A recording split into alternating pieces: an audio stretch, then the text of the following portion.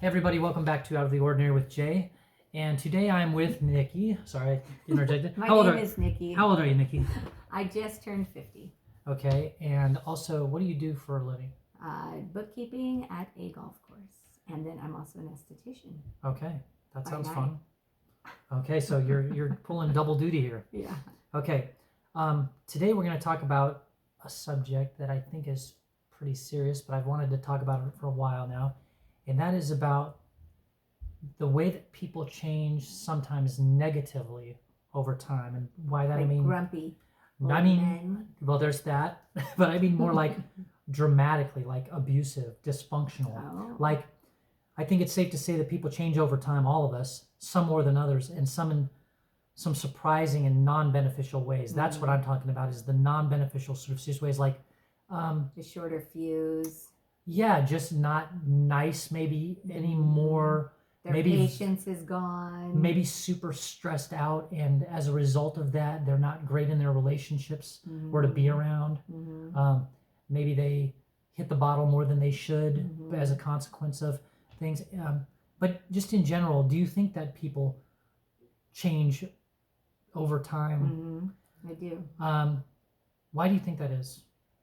I don't know why. Okay. Like my dad, for instance, like he's literally just a grumpier old man.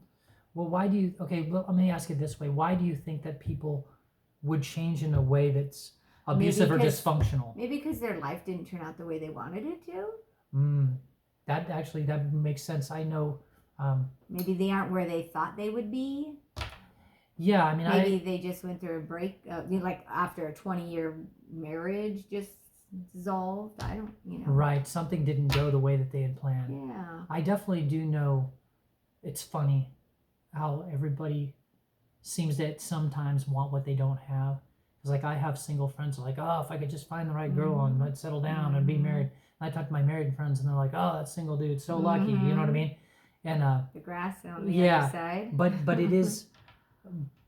But what's interesting to me is when people do things that end up being like obviously non-beneficial to them. You know what I mean? Like the drinking themselves. Right, and I get it that like I know I talked depression. Like I talked with a person the other day that was a family guy, and his whole life he always wanted to be a lawyer.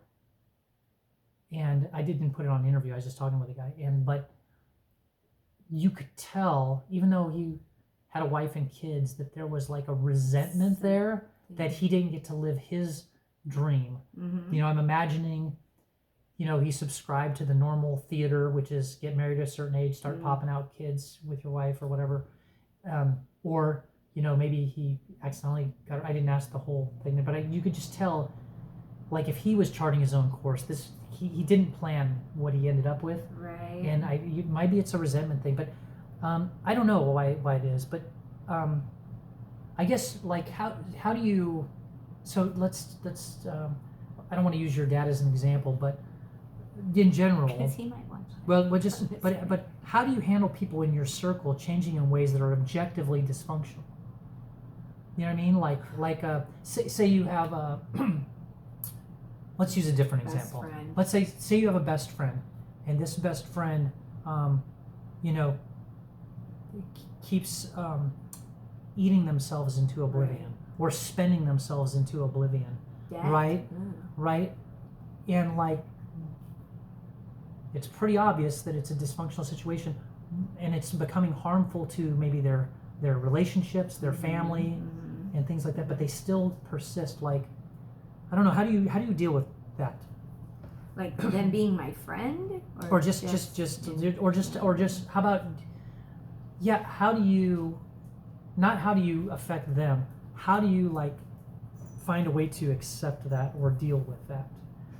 Especially if it's someone that's close to you that you really love. Yeah. Do you know what I mean? They're going about a bad way. You've tried to reach them now for 5 or 10 years. Like let's with say honesty and you've hit them with tough love.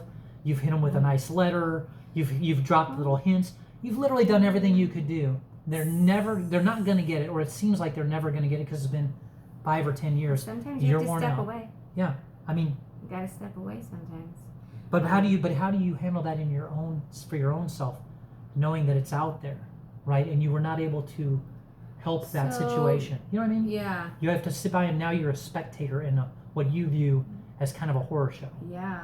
I don't know. It's tough. If I've tried everything and I've reached out to them, I mean, you have a busy life, so you're able to occupy your mind with other things, right? Right, Life gets in the way. right. You've got a job, you've got other things. Yeah. But if you really sat and thought about this person's situation, and maybe you would, like maybe you go and you fly out to visit him, and the whole way back you're like, oh my gosh, I can't believe it's horrible. still, it's Yeah. worse than I remember. It's not getting any Intervention. better. Yeah, yeah, like everybody gets together and have an intervention. Yeah, I mean, I call their family Yeah. members to help. Like, sometimes you can't help somebody by yourself. Sometimes you need you know, someone else. Well, to and what help if you can't help them by yourself and the intervention doesn't work? And I'm just saying, how do you maintain your own? Gosh, I still love this person. It makes me sad, but I've got to move on.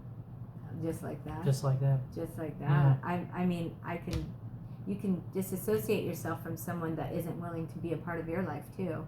I mean, you're trying to be a part of theirs, but if they're not willing to reciprocate Right. on that, And very and- often, if they're in a dysfunctional yeah, behavior, meaning like depression's and got at a that hold point, of them. that person's not even the same person that you did enjoy being around. So now you don't enjoy being around them. Well, now So you bring up a really big disassociating. situation, which is I've actually heard that this from a psychologist, and I'm going to get it totally wrong. So again, not a professional, but the idea was that a person can change so much from the person that you knew and loved Mm-hmm. to where you're almost better off at some point after you've tried to initiate change and be persuasive and try to be good and be there for them. You're almost better off mourning the death of the person that you used to know Mourning their because- friendship. because they no longer exist. Right. Like they kind of look like that person Sure. and they have a few traits of that person, And it's but the actual person that you knew, and it's You know what I mean? okay because That's I rough. don't feel like you don't want that person to bring you down either, right? Like right, which is almost a natural consequence. It's if you surround yourself Yeah. right with Yeah. that, you don't want to be succumb to what they're going. You know, right. You want them, yeah. If your magnet's not working this way for betterment, Right. you don't want to be a magnet to that yeah, and get worse and yourself. Spiral down with Yeah, it's a really them big challenge. I think the toughest thing would be to to disassociate.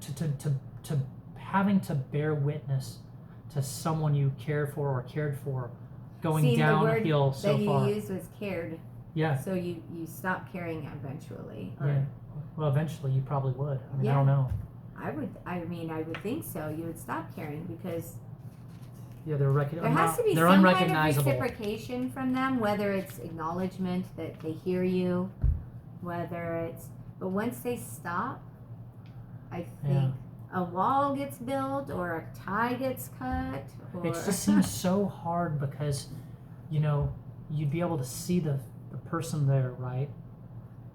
Because they're still alive, right? Right. But they'd be But lost it's to not you. the same person just in, because you're like, visually it seeing just them. seems You such can look at them in a picture. Right, it just seems Then so just look tragic. at 'em in a It seems picture very then. tragic. It is. It's sad, but I mean, So not in a case. So do you have a situation of your own that you're willing to share about when someone in your life changed in a way that was hard to understand? You don't have to use names or anything, Mhm. or you don't have to. I did. Do you have a? I did, Okay. but that person did change. It took a while.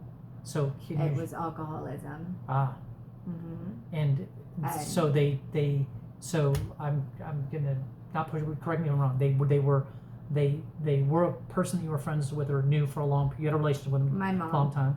Okay. and then they became an alcoholic and were a changed person, Completely. not for the better during that Not time, at all. and now they have become sober and are back to For 10 closer to their years. old person. So you've seen that. So okay, Like I had Was to it- completely disassociate myself to even protect my children. yeah, wow. So I was gonna say, was it hard to understand when that was happening? Like what was happening? was mama bear, so if it affected my children, then I didn't have a problem kicking that person out of my life. Gotcha. In other words, you had something bigger to focus on. Yep. You're like, this is too important to even deal with Yep. this. So Yeah. I'm sorry. Even though you are my Right. blood. Right. I can't let you affect Nope. the rest And of what's going on. And I didn't do that in the beginning, right? I was there Right. time and time again and tried Yeah. again and forgave, Right. forgive. You know, and the relapses. You can only handle so much as a human Yeah. before you can't forgive anymore. Right. I mean, but I not forgive forever because I did forgive. yeah. No, it's, you know, yeah, it seems like it'd be very, I would imagine back then it would have had to been very difficult for you to kind of decide, like, where do you draw the lines, and do all those lines keep moving, and they did. It just had to be. They kept moving. It had to be a big lot. challenge. Yeah. You know? And when she sees this, she will Yeah. be fine. She knows. Yeah. She's well aware Yeah. of. What do you think? What do you think changed her back, or Um, allowed her to? You know, I mean, because after 10 years, that's a long Definitely her slog in being in a. family. Yeah. When my oldest daughter got pregnant with her first to be grandchild, is kind of when she made the decision because my daughter gave her the same ultimatum. So it was enough ultimatums, basically. Enough ultimatums and religion.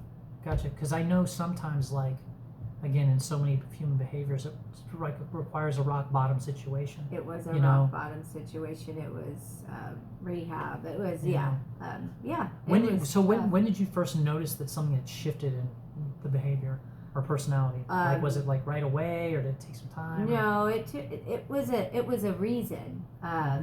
So my mom is very religious, and when my stepdad started getting sick and had to get a heart transplant, he had quadruple bypass, and it was just a troubling time. And she started just drinking here and there to kind of ease some pain, as many people do. And it just It's a very common thing. Yeah, and then it just went because she didn't drink before, you know, and then so. So was that sort of the life event or the trigger? It was a life you think? event trigger. That was you think that was the spark? I think so.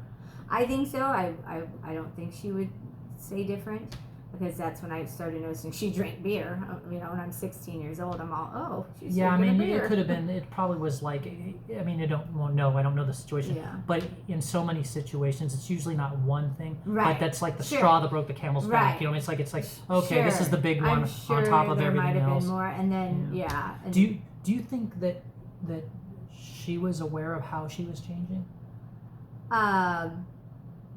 You know during her sober moments, maybe. No, okay, but not while she was in it. No. No, there were some crazy situations that, like, I don't know if she felt the hurt that I did, my daughter did. I will give you a secret that I think I understand about alcoholism and alcoholics that you may or may not want to hear, but I'll share it with you anyways because I think it's good for the audience to know. But my experience has been with people that have a substance abuse problem of a significant caliber that is, affecting family life, ability to hold down a job, big. Right? Is that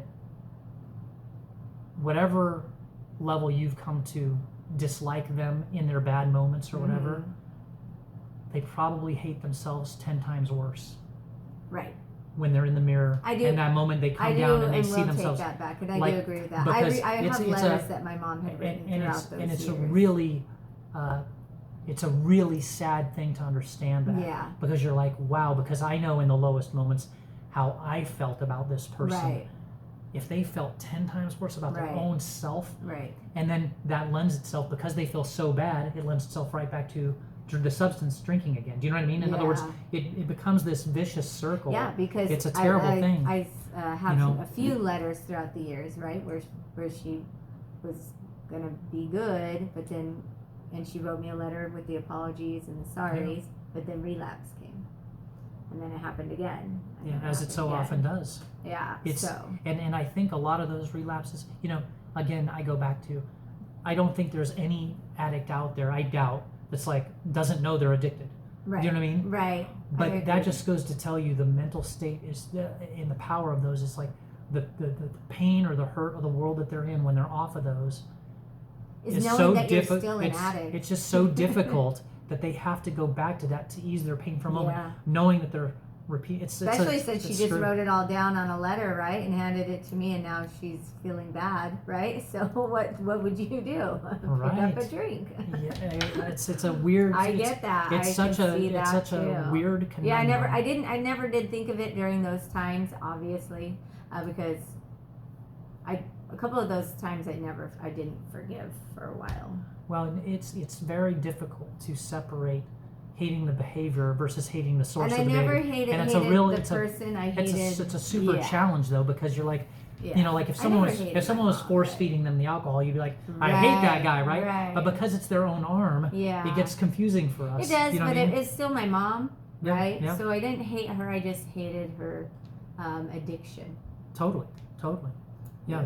Do you feel you could talk to others about what was going on at that time, or no? Yeah. Yeah. So that was a source of help. Yeah.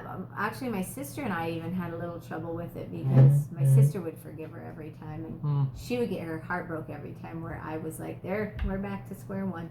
Right. Right. You had reached your limit a little sooner, or whatever. I'm a little older it. than my sister, so. Gotcha. Yeah. So, like, what kind of like boundaries did you find yourself needing to set? I mean, it sounds like at the end, in the end, you just totally cut off. It wasn't the end. It was a couple of times I had to set those boundaries that she wasn't allowed to come around. Wow. But yeah. Looking back, do you think this change was part of like a larger mental health issue or life crisis or anything like that? You know, because and when I say mental health, I don't mean that in a negative way.